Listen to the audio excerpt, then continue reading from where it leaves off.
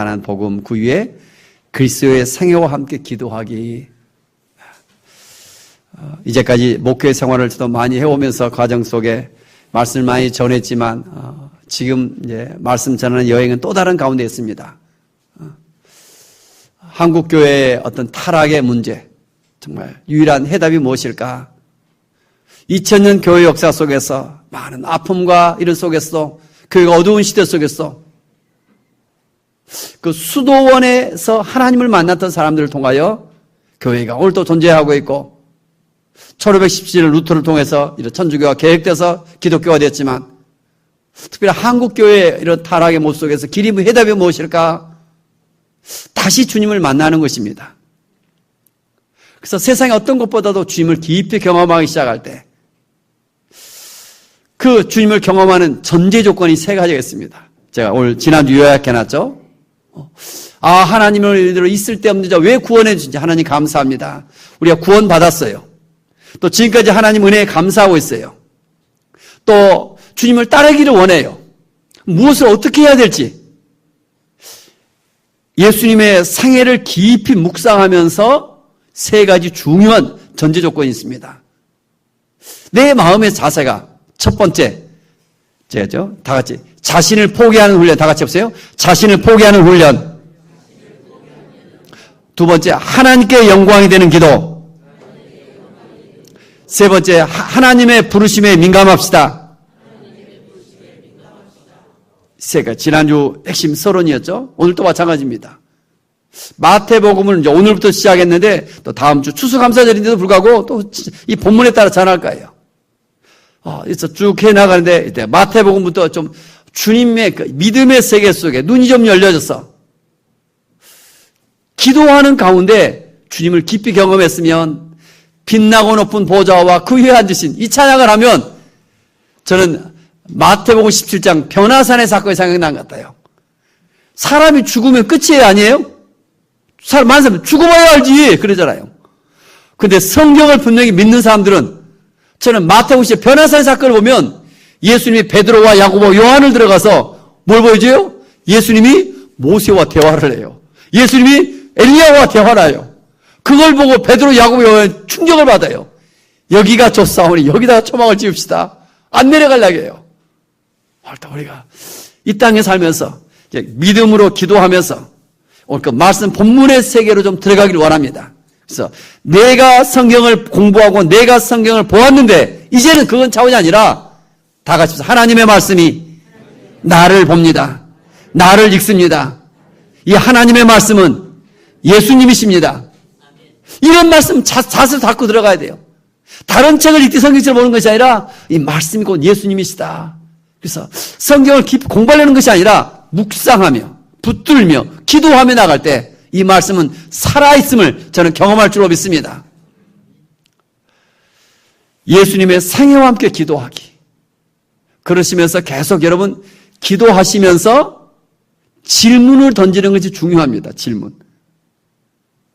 내 자신을 얼마나 훈련하는가? 그러면 나는 지금까지 얼마나 내 자신을 무엇을 포기해 보았는가? 또 포기해야 될 것인가?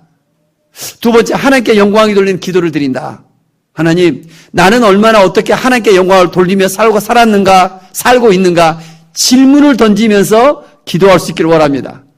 뭐라고요? 질문. 여러분 왼쪽 오른쪽 봐보세요. 질문만 제가 해놨어요. 질문만. 뭔가 하나님과의 어떤 만남을 어떻게 가질지 모르는 것 같아요. 아담아, 내가 어디 있느냐? 하나님도 정말 많은 질문을 던져요. 질문하면서 이제까지 우리 하나님 이거 주세요, 도와주세요. 응답 없었잖아요. 그렇잖아요, 지금까지만이. 이게 아니라 이제 어떻게든지 하나님이 원하시는 삶이 무엇일까? 오늘 첫 교회 나오고 첫 제가 세례 받았다면 그때 좀 도와줄 거예요. 어린아이가 응애하면 이제 그 다음부터는 나를 바꿔가야 돼요. 하나님의 뜻에 맞춰가는 거예요. 이게 올해가 몇 년도예요? 2018년도. 오늘 며칠이에요? 11월? 오늘 무슨 날이에요? 많은 사람들은 빼빼로 데이를 하더라고. 빼빼로 데이. 11월 11일이니까. 일자가 두 개라서. 그렇구나. 근데 2018년, 이게 무슨 뜻입니까? 그냥 그렇게 살아가는 거 2018년이니까? 2018년의 의미가 뭐예요?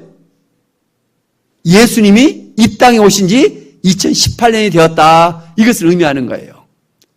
예수님 오시기 전을 뭐라고 표현합니까? 주전, before Christ, 주전. 예수님 오신 후를 AD, 안노 도미나에서 주님 오신 후, 이 역사의 기준점이 예수 그리스도시에요.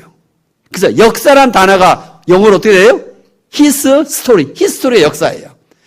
성경 역사를 보면 사람들의 역사라고 하면 누가 왕이고 어떤 땅을 따먹고 이게 아닌데 그 역사 속에서 얼마나 주님을 섬겼는가. 요즘 역대상하를 보면 너무 잘 나와 있습니다. 막 새벽마다 저는 보면 그게 느껴진 것 같아요. 우리의 인생을 살아가면서도 마찬가지입니다. 예수님이 믿기 전까지는 정말 아무것도 없지만 예수님이 이 땅에 오신 후부터 뭐예요? 그의 인생이 달라지기 시작합니다. 그래서 그의 나라를 뭐라고 합니까? 다 같이 하나님의 나라, 주님의 나라, 막 같은 말입니다. 그 주님의 나라가 어디에 임해요? 먼저 예수를 믿으면 내 마음 속에 임해요. 내 마음, 주님의 나라가. 주님의 나라가 내 마음 속에 임하면 뭐가 임해요? 평강이 임하며, 질병이 떠나가며, 귀신이 떠나가며, 근심이 사라지며, 그 주님의 전적인 다스림을 받을 때, 주님, 나를 다스려 주옵소서. 주님만 의지합니다. 이러지. 사람들 때요, 자기가 주인데요. 예수를 믿는 것은 운전대를 주님 앞에 내어드려야 하는데, 자기가 운전대, 예수님 저 좀 도와주세요. 자꾸 뒷좌석에 모시면, 옆좌석에 모시면 이게 아니라 운전대를 주님 앞에 내어드리는 거예요. 그래서 마태복음 오늘 말씀을 보면서 이제 예수님 그 말씀의 세계, 주님의 그 여행 속에 들어갑니다. 세 가지가 중요하다. 자신을 포기하는 훈련, 하나님께 영광이 되는 기도, 부르심에 좀 민감하라. 우리를 부르신다. 그래서 새벽 기도 시간 같으면 부름 받아 나선 이 몸, 제 찬양을 많이 부릅니다. 저도 다시 하나님 부르시고 계신 것 같아요. 이 땅에 그 부르심의 그 사명을 받을 때 얼마나 이 사람이 행복한가. 이제 최고의 지식은 뭐예요? 나를 향한 하나님의 뜻을 깨닫는 거예요. 그 부르심 앞에. 최고의 성공은 뭐예요? 그 부르심 앞에 행하는 사람이에요. 얼마나 멋진가, 그 부르심대로. 이와 같은 정말 많은 사람들을 저는 보았던 것 같아요. 오늘 또 마태복음 1장을 펴놓으니까 낳고 뭐 수많은 사람들이 이름만 나와요. 아브라함이 이삭을 낳고 이삭이 야곱을 낳고 야곱은 유다를 낳고 이걸 보니까 호랑이는 죽어서 뭘 남겨요? 가죽을 남겨. 사람은 죽어서 이름 정말 많은 이름이 있는 것 같아요. 그런데 이름 속에서 중요한 사람 이름이 있어요. 같이 해서 아브라함, 다윗, 바벨론, 예수 그리스도. 이 역사 속에서 중요한 4개의 바벨론은 이제 지역명이지만 그 이름 속에 있어요.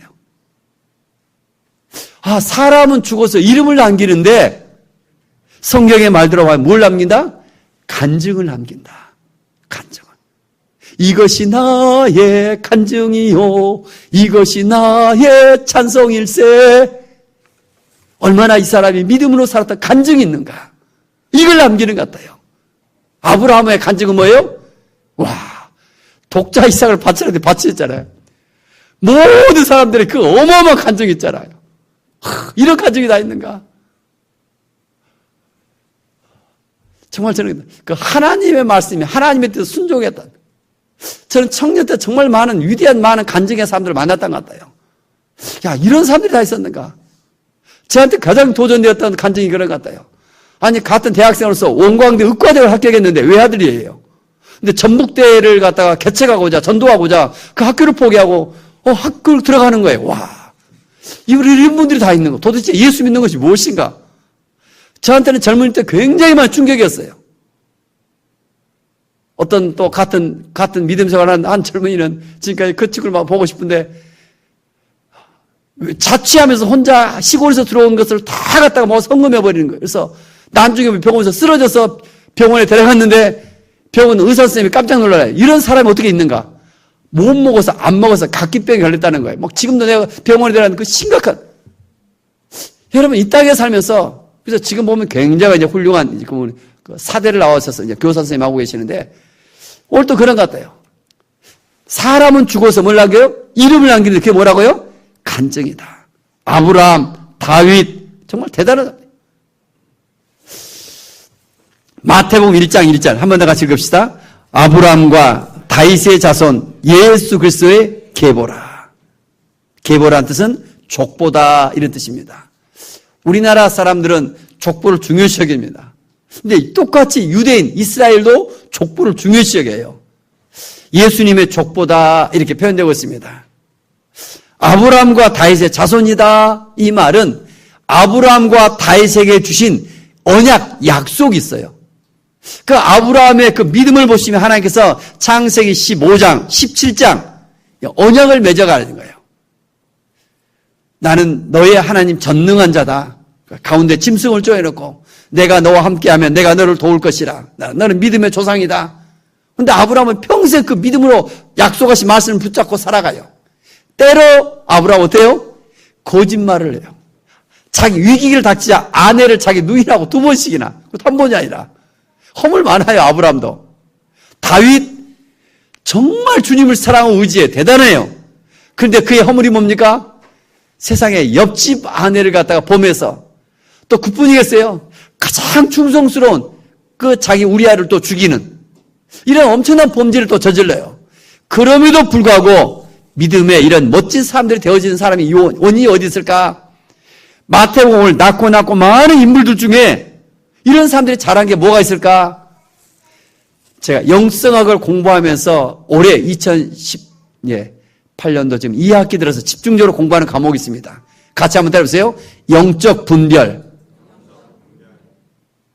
뭔가 공부를 안 하고 심리전에서 이게 영분별로 들어가는 이게 아니라 영적 분별. 제 가장 친한 동역자이고 영성학 박사를 받아오신 이강학 횃불인데 이 친구의 전공이 영적 분별이더라고요. 몇 번 수업을 빠졌지만 틈만 나면 그분의 그 강의가 이것을 들어요. 이게 영적 분별이구나. 인생에 있어서 성공 실패가 영적 분별하는 데 있습니다. 근데 저의 인생을 돌아보니까 정말 저도 사람 같아요. 2000년 교회사 속에 많은 사람들이 일찍 젊은 시절 주님을 만납니다. 와, 주님 만나는 것이 이렇게 행복하고 좋은가? 그래서 그들의 첫 번째 뭡니까? 결혼을 하지 않으려고 그래요. 다 수도원에 들어가려고 그래요. 그 고민. 오늘 또 그런 것 같아요, 우리가. 첫 번째, 내 인생에 가장 중요한 것이 무엇일까? 영적 분별 첫 번째가 결혼의 문제 같아요. 어떤 배우자를 만나야 되나 정말 중요한 것 같아요. 그 순간 영적 분별력. 또 하나 두 번째 뭡니까? 직업의 선택. 어떤 직업을 하느냐에 따라 그의 인생도 너무너무 중요해요. 이런 순간순간마다 하나님과 함께 했던 선택이었다면, 하나님께 영광이 했다는 일을 했다면, 그는 정말 살아계신 하나님을 저는 경험할 것입니다. 또 하나 요즘 말씀을 묵상하고 쭉 보니까 이사가 중요한 것 같아요. 이사가. 네가 어떻게 이사를 하는가? 자기의 이익을 위해서 어떤 이사를 하고 있는가? 어떤 하나님의 걸 이사를 하는가? 정말 성경을 보면 볼수록 다 오늘 본문 새벽에 보면 마찬가지 같아요. 이런 결정적인 중요한 순간 하나님의 뜻에 순종하며 살아갈 때 또 하나 내 삶 속에서 순간순간 많은 결정인들 리얼이 돼요. 그때 영적 분별력이 정말 많이 필요합니다. 이게 하나님의 뜻입니까? 저것이 하나님의 뜻입니까? 잘 몰라요. 그때 어떻게 이루어져야 돼요? 첫 번째 기도해야 되고 기도하도 해답이 없습니다. 기도하면서 또 하나 뭐 해야 될까요? 하나님 말씀을 깊이 묵상할 때마다 말씀이 생각나게 하시고 그 말씀 속에서 주님을 만나며 주의 길로 인도해 갈 줄로 믿습니다. 그래서 말씀 묵상이 굉장히 중요한 거예요. 조금 더 신앙이 성숙하면 말씀에서 샘 솟는 기도, 말씀으로 기도하는 훈련이 더 중요합니다. 그래서 오늘 본문을 자세히 들여다보면 아브라함, 다윗, 바벨론, 예수 그리스도. 아브라함은 2000년 전의 사람이고 그를 통하여 약속된 나라. 다윗은 1000년 전의 사람이며 예수님의 모형된 잠정된 나라다 이렇게 됐죠. 바벨론은 600년 전에도 불구하고 심판받은 나라의 모형을 보여주고 예수 그리스도가 이 땅에 오심으로 결정적인 완전한 하나님의 나라가 무엇인가 보여주고 이 땅에 오셔서 예수를 믿기만 하면 그의 나라가 완전한 나라로, 그래서 평안한 나라로 이전에 경험했던 비교될 수 없는 그 나라를 경험할 줄로 믿습니다. 그래서 주님을 얼마나 내 마음에 분명히 믿는가? 그래서 주님 안에 거하기를 원합니다. 내 영혼이 젖대나요 주님 안에 거합니다. 이런 고백들을 쓰죠. 아브라함과 다윗을 통하여 그들의 허물을 많음에도 불구하고 하나님은 약속하신 바를 반드시 실행해 나가시는, 다 같이 보세요. 신실하신 하나님. 얼마나 그분이 신실하신가. 신실하신 하나님. 더 나아가서 오늘 본문의 3절, 마태복음 1장 3절 같이 한번 읽겠습니다. 유다는 다말에게서 베레스와 세레를 낳고, 거기까지만. 그 다말에게 동그라미 보시죠. 다말은 여자입니다. 베레스와 세라의 어머니는 다말이다. 어머니는 이렇게 영어 성경에 되어 있습니다. 유다는 다말에게서 베레스 세레를 낳았다. 유다와 다말은 어떤 관계인가? 부부 관계입니까? 전혀 그렇지 않습니다. 예. 세상에 시아버지와 며느리가 관계를 해가지고 이렇게 예수님의 조상이 되어져요. 세상에 이런 일이 있겠는가? 근친 상간이요. 있을 수 없는 일이잖아요. 근데 예수님의 조상으로 들어와요. 며느리와 시아버지의 관계를 해가지고 베레스와 세레를 낳고 그 다음 후손에 다윗을 낳고 믿음의 조상이 되어져 가요.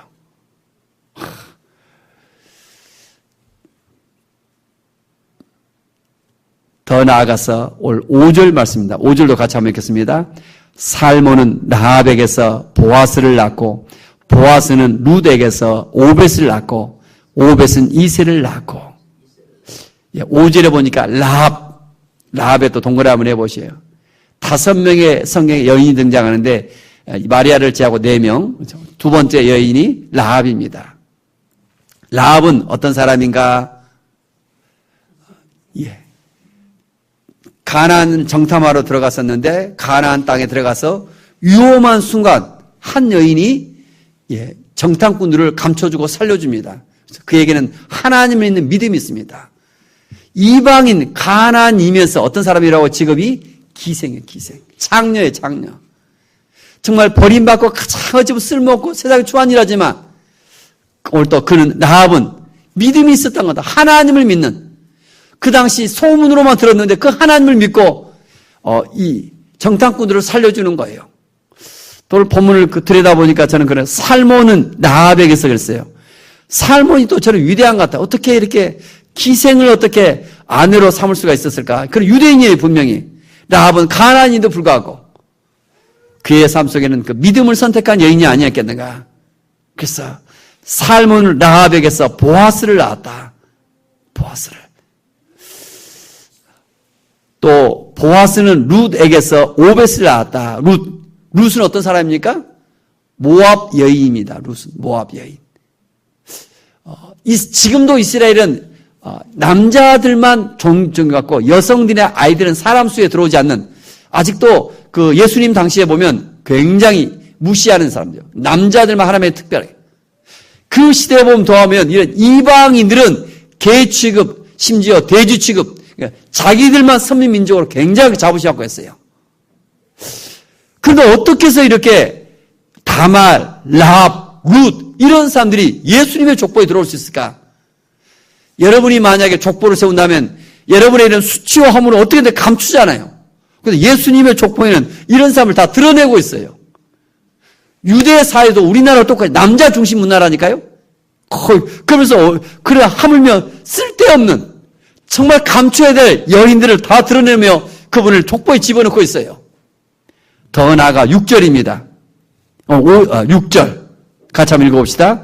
이새는 다윗 왕을 낳으니라. 다윗은 우리아의 아내에게서 솔로몬을 낳고, 다윗은 다윗의 아내에게서 솔로몬을 낳아야지. 다윗은 누구에게 낳았다? 우리아의 아내에게서. 세상에 옆집 한 아주머니를 건드려서 이 솔로몬을 낳았다는 거예요. 이런 나쁜 사람이 어디 있는가? 보면 우리아의 아내에게서. 심지어 우리아는 어떤 사람이에요? 하나님 앞에, 다윗 앞에 가장 충성의 모델이에요. 모델. 그 우리아를 보면 정말 감동적입니다. 얼마나 감동적인가. 그래서 제가 전도사실 은혜 받고 제 아들 둘째를 낳았는데 둘째 이름이 뭐예요? 우림이에요. 우림. 그때 우림 아파트가 있어서 그랬는데 저는 생각지도 못했어요. 우리아와 똑같이 우림이 우리아입니다. 우림과 둠빔이 같은 원어입니다. 그래서 빛을 발하라. 그 충성이 얼마나 빛을 발하는가. 근데 그 우리아를 죽이고, 자, 가장 기쁜 거대. 다윗이 죽이고, 심지어 그의 아내를 빼앗아서 음란한 짓을 하고 이런 일들을 다 마태복음 족보에 다 드러내고 있습니다. 감춰야 될 이런 일들. 도대체 왜 이런 수치와 이런 것들을 예수님의 족보에 다 드러내겠을까? 왜일까, 여러분? 한번 주님 앞에 기도해보죠. 왜일까, 왜? 주님의 나라에서는 그런 것 같아요. 남자든 여자든 차별이 없고, 이렇게 많은 죄가 많다 할지라도, 뭘 보신다? 하나님은 믿음을 보신다. 그런 것 같아요. 그 믿음의 사람을 통하여 하나님 위로하신 것 같아요. 죄 있는 자나 죄 없는 자나 이방인이나 그리고 베트남인이나 어디이나 하나님 나라 전혀 상관이 없어요. 조선족이나 이웃 사람이나 하나님의 나라 전혀 상관이 없어요. 미국 사람이나 있어, 아프리카 사람이나 이러잖아. 그런데 아직도 교회 안에 보면 믿음 없는 사람들 오면 이런 사람 차별하고 멸시해요. 하나님의 나라 안에서는 다 차별이 없는 줄로 믿습니다. 마태복음 1장을 봐보세요. 특별히 결혼을 앞에 두면 서로 뭘 봐요? 가문을 봐요. 가문. 야, 누구 집에는 장관 집안이다. 누구는 교수 집안이더라. 자꾸 가문을 봐요. 하나님이 보시는 가문은 뭘 보는 거예요? 사람이 보는 것이 아니라 뭘 봐요? 믿음이 있는가? 이불 가정 가문이 믿음이 있는가? 살몬은 라합에서 정말 저는 감동인 것 같아요. 살몬은 어떻게 라합이라는 사람을, 유다는 모르고 다말과 관계를 맺었어요. 본문 창세기 30장을 보면 모르고. 살몬은 라합에게서 이런 모습들을 보면 여러분, 하나님의 나라에서는 이런 믿음의 믿음의 삶을 통하여 하나님의 나라가 세워져 가며 그 나라는 어떤 나라다? 완전한 나라요. 그 나라 어떤 나라다? 주님이 일하시는 나라요. 그래서 어떤 일이 있어요? 이제 마태복음 6장 7장 넘어가면 뭐예요? 기적이 나타나며 능력이 나타나며 은혜가 임하며 살아계신 하나님인 줄 믿습니다. 사도행전부터 지금까지 모든 성경에 주제가 있어요. 그 주제가 뭡니까? Living Christ. 같이 해서 살아계신 주. 하나님 살아계시다는 거예요. 우리 주님 살아계시다. 부활하셔서 끝이 아니라 살아계시다는 거예요.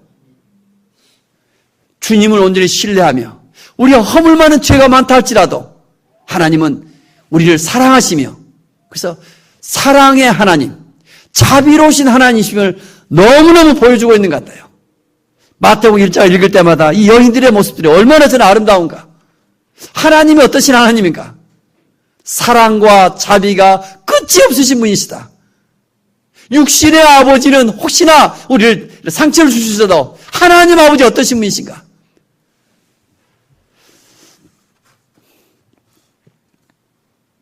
특별히 또 11절부터 바벨론으로 사로잡혀 갈 때, 바벨론으로 갔을 때 누구는 낳고 바벨론으로 왜 갔습니까?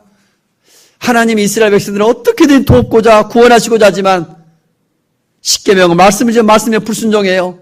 희생 제사를 쪽에서 구원의 길을 알려주지만 제사를 드리면서 좋은 것은 자기가 취하고 어차피 제사로 드리니까 저는 것, 병든 것, 쓸모없는 것을 제사로 드려 죽이는 거예요. 이런 나쁜 사람들. 그러니까 말라기서 보면 결국 하나님께서 어때요? 진노할 수가 없게 바벨론은 70년의 고통을 줍니다. 그러니까 예수를 믿지 않는 사람은 고통을 당하면 절망해요. 심지어 자살하고 그러잖아요. 예수를 믿는 사람들은 하나님 어때요? 그를 통해서 회개하고 돌아오기를 원하고 계십니다. 그래서 한결같은 이런 고백을 원하신 것 같아요. 다 같이 하나님만 의지합니다. 하나님만을 바라봅니다. 하나님만을 사랑합니다. 늘 양다리 신앙에서 하나님 한 분으로 족하는가. 이런 과정 테스트를 지나고 나면 하나님이 범사에 함께 하시며 창세기 24장에 아브라함과 함께 했던 것처럼 저는 형통할 줄로 믿습니다. 그분의 삶 속에 하나님 임재, 하나님 함께 하시 자꾸 느껴지는 거예요.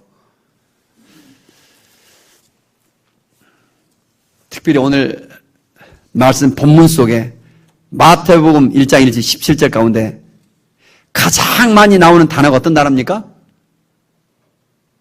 저는 여러분한테 목소리를 키워서 여러분 믿으십시오. 예수를 믿어 목소리 키워서 살 수 있어요. 근데 문서란 것은 어떻게 해야 강조를 할 수 있어요?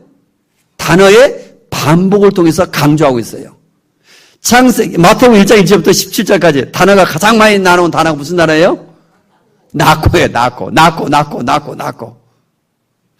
구약 성경을 보면 특별히 창세기 5장, 열왕기 상하, 역대 상하, 역사를 보면 나코란 나라가 하나도 없고 뭘로 나라랄까요?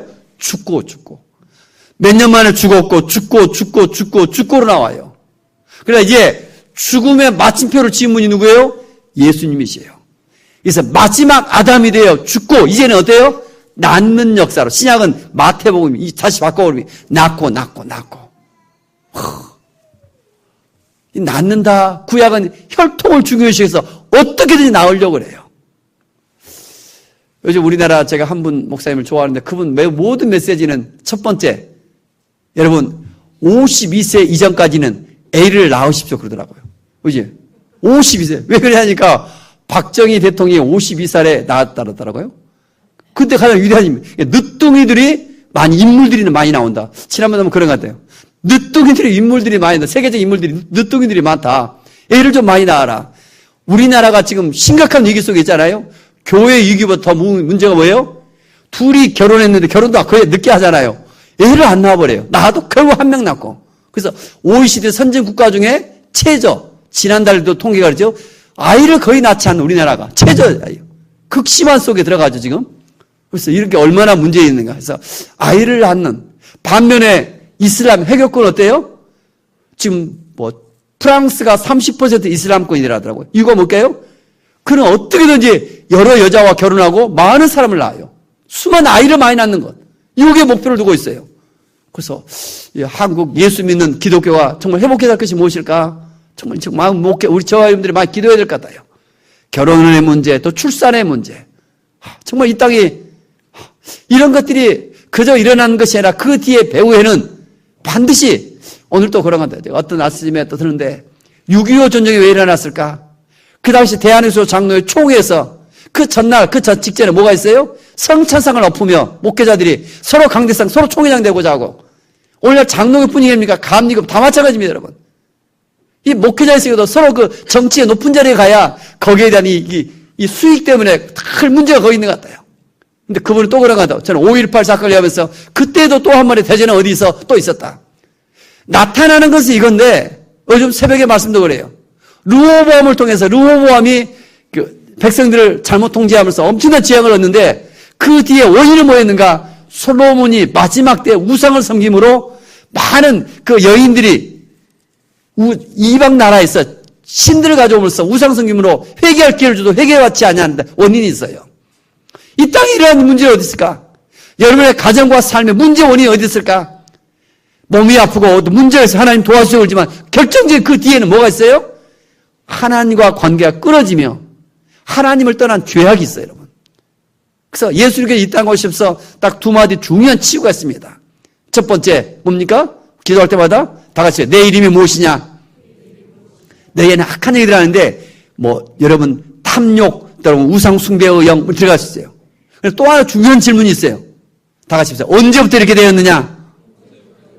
내 삶 속에 기도하면서 언제부터 이렇게 되었는가? 어떤 그 사건 속에서 악한 영이 들어가서 우상 숭배, 또 범죄, 어떤 음란, 그 타락, 그럼에도 불구하고 아직도 회개치 않을 때 하나님은 어떻게든지 오늘도 기회를 주세요. 저와 여러분 오늘까 생명을 주시고 하나님의 성전으로 인도해 주셨잖아요. 이 모든 것은 무엇이다? 회개할 기회를 주신 거예요. 그래서 하나님 앞에 내가 내 죄를 회개하며 이제 하나님의 사람으로 나를 바꾸어 나가기 시작할 때 성령께서 도우시며 그분이 나를 지배할 때 그분은 전능하시며 그분은 지혜로우시며 오늘 또 그분은 나의 선한 목자가 되시며 얼마나 좋으신 분입니까? 그때 믿는 자신 능치 못함이 없는 줄로 믿습니다. 하나님이 누구신가? 낳고 그 속에서 하나님 누구세요? 다 같이 신실하신 하나님. 그 바벨론의 그 어둠 속에서도 하나님은 일하시며 신실하세요. 낳고 얼마나 신실하신 분이신가?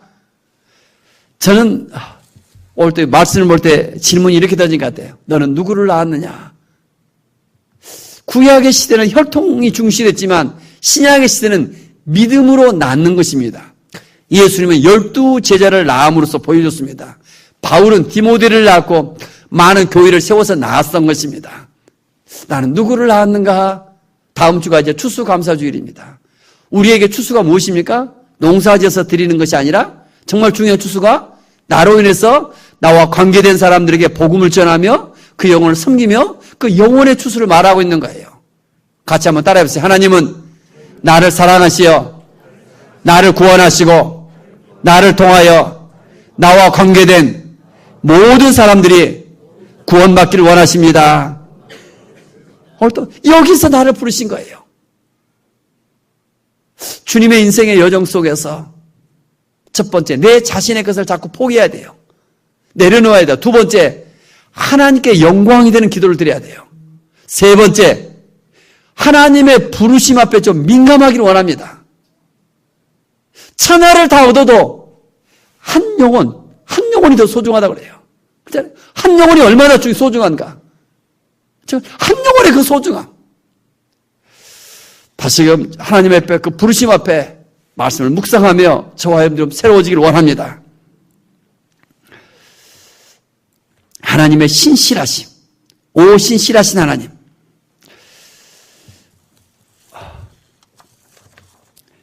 마태복음 1장 3절, 5절, 6절 우리 세 구절만 같이 한번 읽겠습니다. 3절, 마태복음 1장 3절 같이 한번 읽겠습니다. 유다는 다말에게서 베레스와 세레를 낳고 베레스는 헤스론을 낳고 헤스론은 람을 낳고 5절 살몬은 라합에게서 보아스를 낳고 보아스는 룻에게서 오벳을 낳고 오벳은 이세를 낳고 6절 이세는 다윗 왕을 낳으니라 다윗은 우리아의 아내에게서 솔로몬을 낳고 한번 눈을 감아보시기 바랍니다.